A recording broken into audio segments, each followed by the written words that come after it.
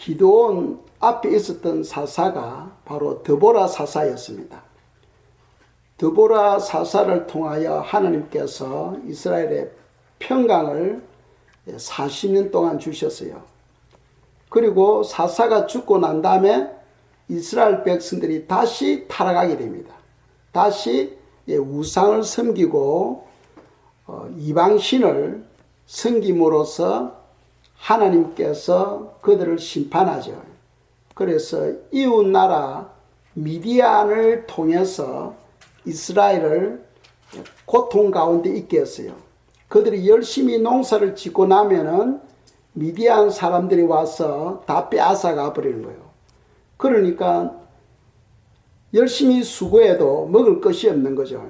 그들이 굶주림 가운데서 깨닫고 하나님께 부르짖으며 기도했을 때에 하나님께서는 그들의 기도를 들으시고 또 사사를 세우는데 바로 기드온을 세우죠. 그리고는 기드온을 통해서 그들에게 평강을 줍니다. 그러니까 사사 시대 때는 이스라엘에 왕이 없을 때예요. 그리고 사사의 그 기간이 한 300년에서 350년 그 기간 동안에 하나님께서 평강을 주시면은 이스라엘 백성들이 또 타락하는 거예요. 그 타락으로 인해서 하나님께서 징계하시면은 그들이 또 부르짖으며 회개합니다. 그리고 하나님께서 그들이 부르짖는 기도를 들으시고 또 다른 사사를 세우시고 그리고 또 평강을 주는 거예요. 또 사람이 평강이 임하면 또 죄를 범하는 거예요. 이렇게 악순환이 계속해서 350년 동안 계속되어집니다. 거기에서 우리에게 주시는 교훈이 뭐냐?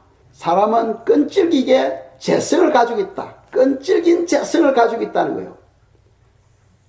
돌아서면 사람은 또 죄를 범하는 거예요. 끈질긴 재성을 가지고 있고 또 하나는 이 죄인들이 부르짖으며 하나님께 기도할 때는 하나님께서 100번이고 1000번이고 10,000번이고 그들을 용서하시고 다시 회복시켜 주셨다는 거예요. 그것은 하나님의 끝없는 사랑을 우리에게 가르치고 있습니다. 그러니까 지옥에 가는 사람은 결국 말해서 회개하지 않기 때문에 지옥에 가는 거예요. 회개만 하면은 주님께서는 다 용서해 주시고 그들이 죄를 씻어 주시고 복을 주신다는 사실을 믿으시기 바랍니다. 자, 하나님께서 미디안을 통해서 이스라엘을 괴롭힐 때에 이스라엘 백성들이 부러지졌어요. 그러니까 하나님께서는 하나님의 사자를 보내셔서 기드온에게 보냅니다. 이스라엘에 많은 사람이 있었는데 왜 기드온에게 하나님께서 사자를 보냈는가 하는 겁니다. 그 이유를 우리가 알아야 되겠죠. 그래서 한 구절 보겠습니다. 사사기 6장 12절입니다. 읽겠습니다. 여호와의 사자가 기드온에게 나타나 이르되 큰 용사여 여호와께서 너와 함께 계시도다 하매 아멘. 여호와의 사자가 기드온에게 와서 기드온을 보는 순간에 큰 용사여 하고 이야기를 합니다. 사실은 우리 지난주에 묵상할 때 기드온은 큰 용사가 아니었죠. 큰 용사가 아니었습니다. 왜? 미디안 사람들 때문에 밀 타작을 어디서 했어요? 밀폐된 포도주 틀에서 타작을 하고 있었어요. 그러니까 타작을 하면 먼지가 나기 때문에 열린 넓은 장소에서 타작을 해야 되는데 갇혀진 숨겨진 좁은 장소에서 타작을 하고 있는 거예요. 왜? 넓은 장소에서 하면 미디안 사람들 오가지고 다 뺏어가 버리니까. 그것은 바로 기드온이나 우리나 똑같은 믿음의 사람이라는 거예요. 그러니 평범한 사람이다. 용사가 아니다 하는 것을 알 수 있어요. 그런데 하나님의 사자가 기드온에게 와서 용사여 합니다. 큰 용사여 하고 부르는 거예요. 그 이유가 뭐냐면은 여호와께서 너와 함께 계시도다 하고 말씀합니다. 하나님께서 함께 하시니까 그 평범한 기드온이 큰 용사가 될 수 있었던 거죠. 그래서 성도는 늘 하나님께서 우리와 함께 해주시도록 기도해야 됩니다. 우리가 신약에서는 하나님께 약속하셨죠. 세상 끝날까지 내가 너희들과 함께 하겠다고 약속하셨어요. 하나님께서 함께하고 계시는데 우리 삶에 여러 가지 어려움과 여러 가지 고통이 따르는 이유는 바로 우리가 부르짖으며 회개하지 않기 때문이다. 그리고 하나님을 의지하고 신뢰하지 않기 때문이다 하는 것을 이 사사기를 통해서 우리가 발견할 수 있어요. 그러니까 하나님께서 함께 하신다는 것은 하나님께서 대신 일해 주신다는 거예요. 지금 우리 신약 시대에서는 하나님께서 성령으로 우리와 함께 하고 계십니다. 그런데 우리가 행동한 삶을 살지 못할 경우에는 왜 그러냐면 하나님께서 일을 안 하시는 거예요. 우리와 함께는 하시는데, 언약 때문에 우리와 함께는 하시는데 하나님께서 우리를 위해 일을 안 하시는 거예요. 그냥 가만히 계시는 거예요. 왜? 우리가 그분을 신뢰하지 않기 때문에, 우리가 그분을 의지하지 않기 때문에, 그분은 나의 왕으로, 나의 구원자로 지식적으로는 믿지만은 삶을 통하여서는 그분을 믿지 않기 때문에 하나님께서는 그냥 가만히 계시는 거예요. 그렇다면은 하나님께서 우리를 위해서 일하시게 하려면은 우리는 그분을 인정해야 됩니다. 그분을 신뢰해야 됩니다. 다윗을 보세요. 다윗은 항상 함께 하시는 하나님을 모시고 다니잖아요. 주여 어떻게 할까요? 주여 어떻게 할까요? 늘 모시고 다녔어요. 오늘 여러분들이 집을 나서기 전에 기도했습니까? 그리고 교회 와서 기도했습니까? 물론 교회 와서는 익숙해가지고 기도했겠죠. 그러나 집을 나서기 전에 먼저 기도해야 돼요. 모든 범사에 그분을 인정하고 그분을 신뢰할 때에 그분이 우리 삶에 개입하기 시작하는 거예요. 인도하기 시작하고 우리를 대신해서 일을 하시기 시작합니다. 아시겠죠? 그래서 기드온이 큰 용사가 될 수 있었던 것은 하나님께서 기드온을 대신해서 일을 해주셨기 때문에 큰 용사가 될 수 있었던 거죠. 그래서 우리가 마태복음 한 구절을 보겠습니다. 19장 26절입니다. 읽겠어요. 예수께서 그들을 보시며 이르시되 사람으로는 할 수 없으나 하나님으로서는 다 하실 수 있느니라. 아멘. 우리 삶을 보면은 우리 힘으로 할 수 있는 것이 많아. 그렇죠. 우리 힘으로 할 수 있는 것이 많습니다. 이제 그렇게 익숙하다 보니까 내 지혜로 계획하고 내 방법으로 내 인생의 삶을 이끌어가는 거예요. 그런데 우리가 못하는 일들이 많아. 우리가 못하는 일들이 많아요. 그럴 때는 주님께서 그냥 가만히 계십니다. 왜? 우리가 그분을 신뢰하지 않고 의지하지 않고 구하지 않기 때문입니다. 그래서 26절에 보면은 사람으로서는 할 수 없지만 하나님은 다 하실 수 있다고 되어 있잖아요. 다 하실 수 있는 하나님께 우리 삶을 그분에게 맡겨드릴 때에 그분이 우리에게 생각을 주는 거예요. 그 생각을 따라서 기도할 때 생각을 주시고 그 생각을 따라서 우리가 순종해 감으로써 우리의 삶이 형통해지는 겁니다. 아시겠죠? 그래서 우리가 신앙생활을 할 때 순종하는 법, 하나님을 신뢰하고 의지하고 그분을 모시고 다니는 그런 삶이 필요합니다. 그 삶은 그냥 이루어지는 게 아니에요. 제자는 훈련을 통해서 이루어집니다. 훈련을 통해서 가만히 있는데 저절로 이루어지는 게 아니에요. 그래서 교회는 성경 공부가 필요하고 때에 따라서는 구역 예배도 필요하고 그런 거예요. 그런 훈련을 통해서 우리가 조금씩 배워가는 겁니다. 아시겠죠? 하나님께서 기드온을 선택했는데 왜 하필 기드온을 선택했느냐? 그건 두 가지 이유를 우리가 성경을 통해서 발견할 수 있어요. 그래서 한 구절 보겠습니다. 사사기 6장 15절입니다. 읽겠어요? 그러나 기드온이 그에게 대답하되 오 주여 내가 무엇으로 이스라엘을 구원하리까? 보소서 나의 집은 므낫세 중에 극히 약하고 나는 내 아버지 집에서 가장 작은 자니이다 하니 아멘. 여기서 기드온의 어떤 성품을 발견할 수 있어요? 겸손이죠. 이 므낫세 지파 중에서 자기 집은 극히 약하다는 거예요. 그리고 자기 집안에서도 이 기드온은 가장 작은 자니다. 얼마나 겸손합니까? 그래서 하나님은 누구를 쓰시느냐? 바로 겸손한 자를 쓰신다. 겸손한 자를 쓰신다는 거예요. 우리가 신앙생활 하다 보면은 지식이 들어오고 우리도 모르게 자꾸 마음이 높아질 때 있어. 그러면 하나님은 누르셔. 우리가 낮아질 때 하나님은 끄집어 올리셔. 그래 하나님이 끄집어 올리는 그런 신앙이 돼야 됩니다. 우리가 스스로 자꾸 높아지려고 하면 안 되죠. 하나님이 눌러버려요. 그래서 어거스틴이 돌아가시기 전에 제자들에게 하신 말씀이 있잖아요. 제자들이 물었잖아요. 선생님, 영적 성장을 위해서 꼭 필요한 거 한마디만 해주십시오. 하니까 겸손이다는 거예요. 그럼 두 번째는 뭡니까? 겸손이야. 그럼 세 번째는요? 겸손이야. 그러니까 신앙은 겸손으로 이루어집니다. 겸손할 때 하나님께서 하나님의 도구로 쓰시기 시작하는 거죠. 도구로. 그래서 기드온은 겸손한 사람이었다. 그리고 또 두 번째로 우리가 한 구절 보겠습니다. 사사기 6장 17절입니다. 읽겠어요? 기드온이 그에게 대답하되 만일 내가 주께 은혜를 얻어 싸우면 나와 말씀하시니가 주 되시는 표징을 내게 보이소서. 아멘. 주 되시는 표징을 보여달라는 거예요.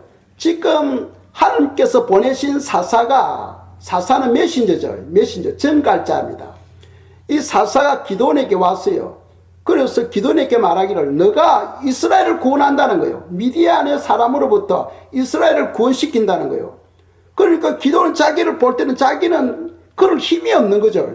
그런 힘이 없는 그런 상황에서 그런 예언을 하니까 주님이 되시는 표징을 보여달라고 이야기합니다. 하나님께서 보내신 표징, 하나님이 되시는 그런 표징을 보여달라고 이야기를 하는 거죠. 그래 이런 표징은 아무나 이야기할 수 있는 게 아니죠. 믿음이 없으면은 이런 말을 할 수 없습니다. 이런 것을 요구한다는 그 자체가 바로 기드온은 잘 훈련된 믿음의 사람이다 하는 것을 알 수 있어요. 대부분의 사람들이 생각하기를 표징을 보여달라고 할 때 그건 믿음이 없어서 그렇다 하고 이야기를 합니다. 아니에요. 믿음이 없으면 이런 이야기를 할 수가 없어요. 믿음이 있기 때문에 이런 것을 요구할 수가 있는 거예요. 그걸 알아야 됩니다. 그렇다면 이것을 또 받침할 수 있는 또 다른 그런 표징이 있느냐? 사사기 8장을 보겠습니다. 22절, 23절입니다. 읽겠어요? 그때 이스라엘 사람들이 기드온에게 이르되 당신이 우리를 미디안의 손에서 구원하셨으니 당신과 당신의 아들과 당신의 손자가 우리를 다스리소서 하는지라. 기드온이 그들에게 이르되 내가 너희를 다스리지 아니하고 나의 아들도 너희를 다스리지 아니할 것이요 여호와께서 너희를 다스리시리라 하니라. 아멘. 이게 무슨 말이냐 하면은 이 8장이니까 사사기 8장이니까 이미 하나님께서는 기드온을 통해서 미디안 사람들을 쳐부수고 승리하게 한 거예요. 그러니까 이제 백성들이 해방되었습니다. 자유를 찾은 거예요. 그래서 이스라엘 백성들이 기드온에게 와서 이야기합니다. 당신과 당신의 아들과 당신의 손자가 우리를 다스려 달라는 거예요. 그 말은 무슨 말이냐면 우리의 왕이 되어 달라는 겁니다. 사사시대는 아직 왕이 없을 때예요. 동양이나 서양이나 보면 권력을 잡은 자들은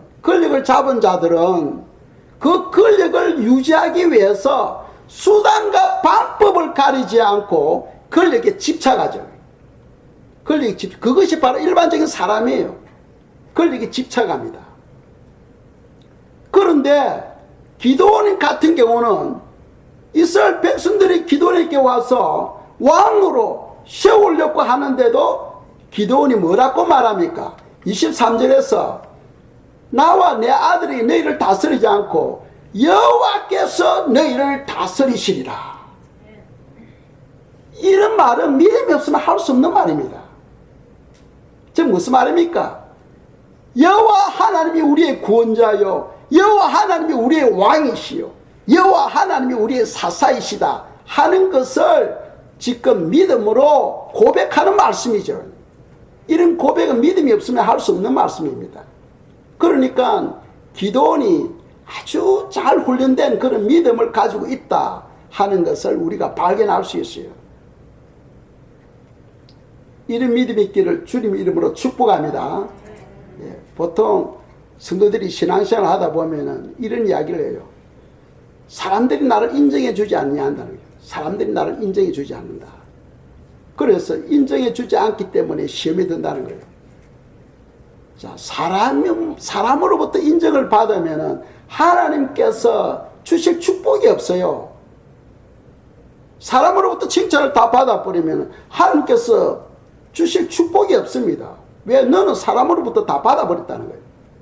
그러니까 성경은 오른손이 하는 것을 왼손이 모르게 하라고 말씀하잖아요. 우리는 칭찬을 하나님으로부터 받아야 됩니다. 하나님으로부터 인정을 받아야 돼요. 그러니까 성도는 늘 하나님을 의지하고 하나님을 신뢰하고 그분이 나의 왕이시오 나의 구원자인 것을 믿고 신앙생활을 해야 된다는 거죠. 그런데 그러지 못하는 경우가 많다는 거예요.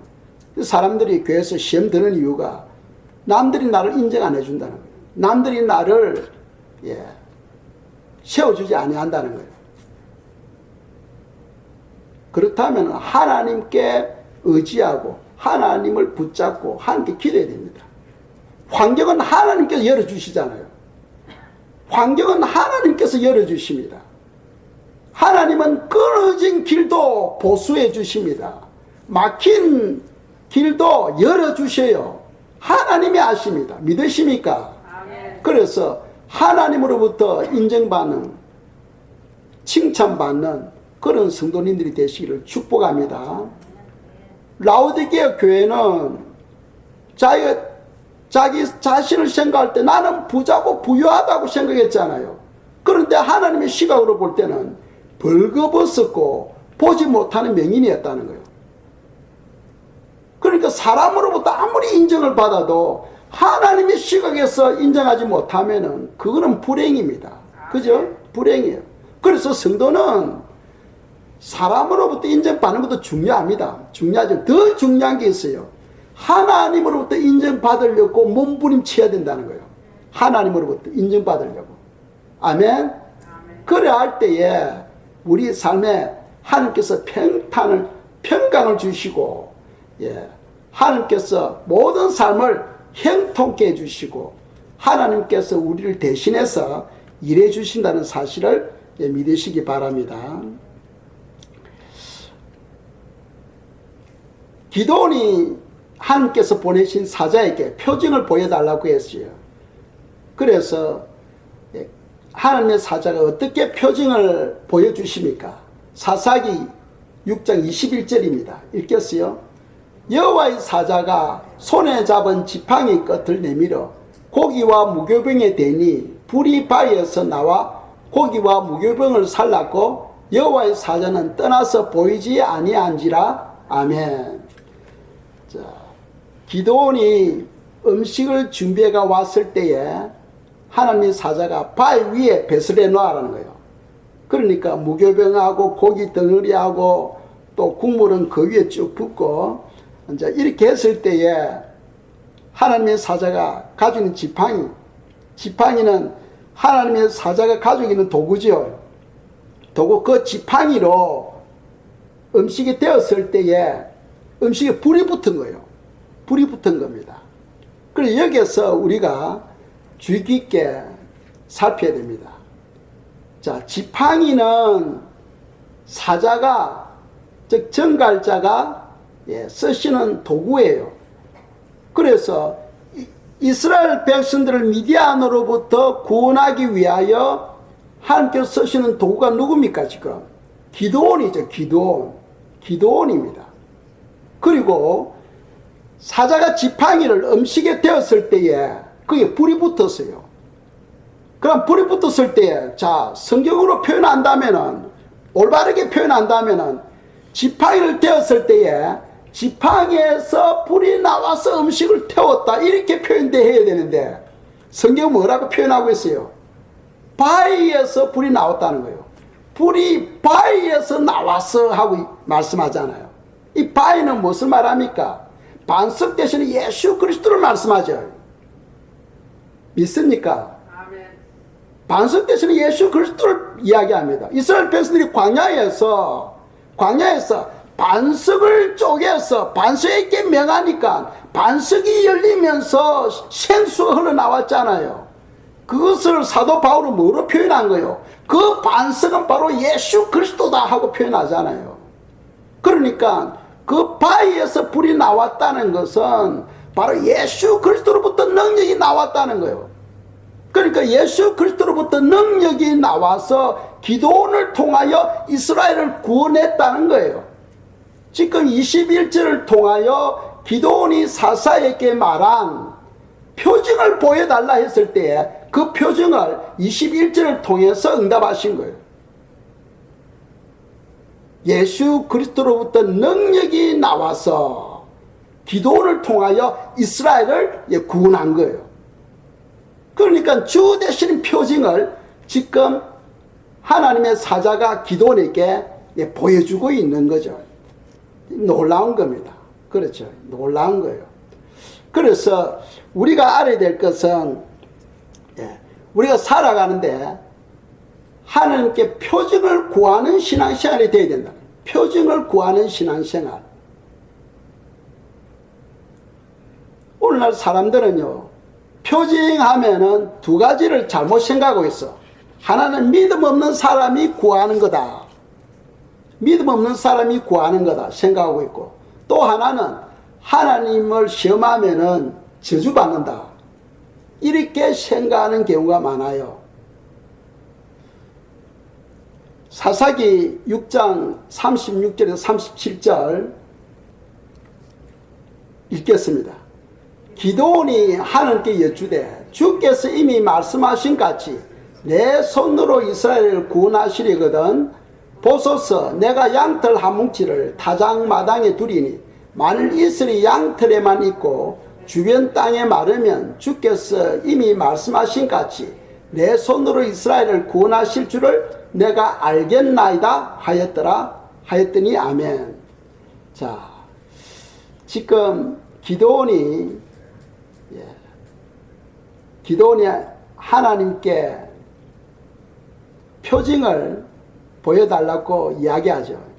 그래서 사자가 와서 너가 이스라엘을 구원한다 했을 때 이제 하나님께 기도합니다. 기도하는데 자 보세요. 양털이 있으면 양털을 그릇에 담아서 주님 마당에다 이 양털을 놓을 테니까 이 양털에만 이슬이 내리고 그 주인은 마른 땅을 달라고 하는 거죠. 그 말씀에 내가 확신을 가지겠다는 겁니다. 그런데 아침에 보니까 양털에 물이 흥건하게 고여 있는 거예요. 그래서 짜니까 그릇에 물이 막 가득한 거예요. 그런데 그 주인은 다 말랐습니다. 그래서 한 번 더 또 기도원이 기도하죠. 주님 용서주시고 한 번만 더 표징을 보여달라고. 이번에는 반대로. 그래서 양털은 마르고 주위 땅만 적게 해달라고 기도합니다. 그런데 그 다음날 보니까 양털은 물 한 방울 없어요. 보송보송한데 주위에는 이슬이 내려서 젖어 있는 거죠. 그러니까 표징을 구하면은 하나님께서 응답하신다는 거죠. 그런데 어떤 때는 하나님께서 하나님을 시험하지 말라 하고 또 어떤 때는 구하라 하고 헷갈리는 거예요. 그렇죠. 그래서 우리가 한 구절 보겠습니다. 누가복음 4장 12절입니다. 읽겠어요. 예수께서 대답하여 이르시되 주 너희 하나님을 시험하지 말라 하였느니라. 아멘. 누가 말씀한 거예요? 예수님이, 그죠? 예수님이 주 너희 하나님을 시험하지 말라. 그리고 또 한 구절 더 보겠습니다. 고린도전서 10장 9절입니다. 읽겠어요? 그들 가운데 어떤 사람들이 주를 시험하다가 뱀에게 멸망하였나니 우리는 그들과 같이 시험하지 말자. 아멘. 자, 그렇다면은 기도원이 시험하는 거하고 여기 시험하는 거하고 차이가 뭐냐는 거예요. 그걸 우리가 바른 지혜를 가져야 됩니다. 바른 지혜를 가져야 돼요. 여기에서 말하는 시험은 뭐냐면은 불신의 마음으로 하나님을 테스트하는 거예요. 불신의 마음으로. 예를 들어서 이스라엘 백성들이 광야에서 고기를 먹고 싶습니다. 그런데 그들이 생각할 때 지금 300만 되는 이 이스라엘 백성들이 광야에, 그 메마른 광야에서 우리가 고기를 달라 하면은 아무리 하나님이지만 고기를 어디서 가져오냐는 거예요. 그러니까 하나님은 이것은 응답하지 못할 것이다 하면서 하나님을 괴롭히기 위해서 고기 달라고 막 부르짖습니다. 고기 달라고. 우리는 고기 먹고 싶다는 거예요. 하나님께서 응답했어요? 못했어요? 응답했잖아. 메추라기를 보내가지고 한 달 동안 실컷 먹게 합니다. 아예 막 고기 냄새가 싫으실 정도로 하나님께서 한 달 동안에 메추라기를 실컷 먹도록 하시는 거예요. 그리고는 하나님께서 그들을 심판합니다. 그들을 심판해요. 그러니까 그들이 구하는 건 뭐냐면은 불신의 마음으로, 하나님 이거는 못한다는 거예요. 그 불신의 마음으로 하나님을 테스트하는 거, 그런 경우는 하나님의 징계가 따르게 된다는 거예요. 그런데 기도원 같은 경우는 무엇이냐 하면은 확실한 순종을 위해서 정확한 하나님의 뜻을 구하기 위하여 테스트하는 거죠. 테스트하는 거예요. 확실한 순종. 하나님은 무엇이든 다 할 수 있다는 거예요. 그런데 지금 나를 통해서 이스라엘 백성들을 구원시키는 거, 그건 아무리 생각해도 자기가 자기를 볼 때는 그런 위치에 있지 않다는 거지. 그러니까 주님, 주님은 다 하실 수 있는데 정말 나를 통해서 그 일을 하시겠습니까? 하고 테스트하는 거예요. 그런 거는 주님께서 응답해 주신다는 거예요. 기꺼이, 즐거이 하나님께서 응답해 주신다는 겁니다. 그래서 성경에 보면은 히스기야 왕 있잖아요. 유다 히스기야 왕. 죽을 배에 걸렸어요. 배에 걸려가지고 하나님께 기도합니다. 주님. 그런데 하나님께서 이사야 선지자를 히스기야 왕에게 보내요. 히스기야 왕에게 와서 하나님께서 하신 말씀을 전달합니다. 당신은 반드시 죽는다는 거예요. 그러니까 죽을 준비해라. 죽을 준비해라. 그러니까 히스기야 왕이 어떻게 했습니까? 벽을 향하여 눈물을 흘리면서 부르짖습니다. 주여, 주여, 내가 그동안 주님을 위해서 이런 거 했는데 살려주십시오. 주님 살려주시라고 부르짖으면서 하나님께 기도하는 거죠. 그러니까 하나님께서 히스기야 왕의 그 부르짖는 기도를 들으시고 집에 가는 이사야 선지자를 다시 붙들어서 말을 합니다. 야, 이사야야, 돌아가라. 히스기야 왕에게 돌아가서 내 말을 전해라. 하나님께서 너 부르짖는 기도를 들었다는 거지. 듣고는 너가 3일 만에 고침을 받고 성전에 들어가게 된다는 거예요. 그리고 15년 생명을 연장해 주신다고 전하라는 거예요. 그래서 거기서 우리가 보면은 하나님의 사랑은 끝이 없다. 하나님의 사랑은 끝이 없다. 우리가 부르짖으며 기도할 때 반드시 주님께서는 응답하시는 하나님이시다. 응답하시는 하나님이시다 하는 것을 우리가 발견해야 됩니다. 아시겠죠? 그래서 히스기야 왕이 이사야로부터 그 이야기를 듣고는 하나님은 다 하시는데 정말 그것이 하나님의 말씀인지 표징을 보여달라는 거예요. 표징을. 하나님의 말씀인지. 근데 이사야 선지자가 그냥 자기 생각으로 하는 말인지 하나님께서 하신 말씀인지 표징을 보여달라는 거예요. 그래서 하나님이 이사야에게 이야기합니다. 하늘에 해가 있는데 해 일정표를 10도 앞으로 가기를 원하느냐, 뒤쪽으로 가기를 원하느냐는 거예요. 그러니까 해가 동쪽에서 서쪽으로 지니까 해가 앞으로, 그림자가 앞으로 가잖아요. 앞으로 가는데, 그런 뭐 시간만 되면 가니까 뒤쪽으로 10도 가게 해달라고 합니다. 그러니까 하나님께서 그 순간에 해를 뒤쪽으로 10도로 가도록 합니다. 그러니까 하나님은 전지전능하신 분이에요. 생각해보세요. 하늘에 있는 해가 어떻게 뒤쪽으로 10도 갈 수 있게 할 수 있어요? 그건 하나님만이 알 수 있는 거죠. 그는. 하나님은 전지전능하심을 믿으시기 바랍니다. 본래 하나님은 이 모든 우주가 공허하고 혼돈 가운데 있었는데 하나님께서 이 우주를 창조하셨어요. 말씀으로써. 그러니까 하나님은 모든 것을 다 하실 수 있는 분이십니다. 그걸 우리가 믿어야 되는 거죠. 그래서 그 1년표가 해가 뒤로 가는 걸 확인하고는 히스기야가 3일 만에 고침을 받고 15년 동안 생명을 연장받게 되죠. 15년 더 살고 이 히스기야 왕은 죽게 됩니다. 그러니까 우리가 확실한 순종을 위해서 정확한 하나님의 뜻을 구하는 것은 하나님께서 기뻐하신다 하는 사실을 믿으시기 바랍니다. 한 가지 제가 또 간증을 드리면은 1994년도에 제가 필리핀에서 선교사로 있으면서 한국을 잠시 방문했어요. 그래서 후원교회 갔었는데, 저를 후원하는 교회에 갔었는데, 후원교회에서는 성도들이 자꾸 성장하니까 교회당을 건축하기 위해서 땅을 샀어요. 땅을 샀는데 건축을 못하는 거예요. 건축을 못하는 거예요. 그 이유가 땅을 사고 보니까 그게 그린벨트로 묵혀 있는 거예요. 그린벨트는 자연보호 때문에 이 지역은 절대로 집을 짓지 못하도록 법으로 규정해 놓은 거예요. 그런데 그것을 교회에서 모르고 산 거예요. 사고 보니까 그린벨트에 묵혀가지고 교회를 건축할 수 없는 거죠. 그래서 우리 부부가 목사님께 이야기했어요. 목사님, 그게 하나님께서 교회를 건축하라는 건지 건축하지 말라는 건지 저희들이 기도 한번 해보겠습니다 했어요. 기도해 보겠습니다.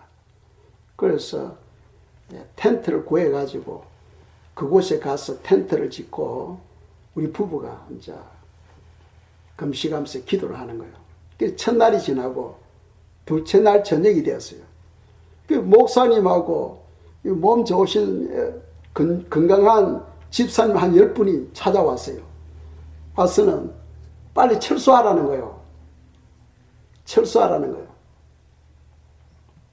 그 이유가 지금 울산 그 바다에서 갑자기 강풍이 생겨가지고 지금 이쪽으로 오고 있다는 거예요. 그러니까 그 강풍이 여기 오면은 이 지역이 다 그냥 물바다가 되고 또 그 산 옆에 보면은 산사 때 땅을 갖다가 밀었기 때문에 랜드 슬라이딩 산사태가 일어나게 되면은 목숨까지 위험하다는 거예요. 그래서 빨리 철수하라는 거예요. 그래서 제 안에 갈등이 생기는 겁니다. 이거 기도를 중단하고 철수를 해야 되나, 계속 고집하면서 기도를 해야 되나, 그런 갈등이 딱 생기는데 무슨 생각이 오느냐 하면은 내가 선교사인데 이 선교사가 담임 목사님의 말씀에 순종하지 못하면은 거기에는 10분 되는 집사님들이 보고 있는데 덕이 안 된다, 교회 덕이 안 된다는 이런 생각이 딱 와요. 그래서 목사님 알겠습니다, 제가 철수하겠습니다 딱 했어요. 그리고는 교회에서 마련해 준 아파트에 가서 거기서 이제 기도를 하는 겁니다. 편안하게 뭐 따뜻한데 잘 보내게 됐죠.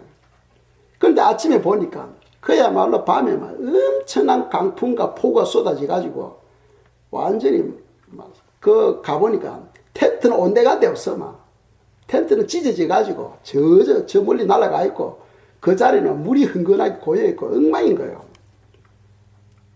그런데 그곳에 가기 전에 하나님께서 새벽에 기도하는데 응답하시더라고.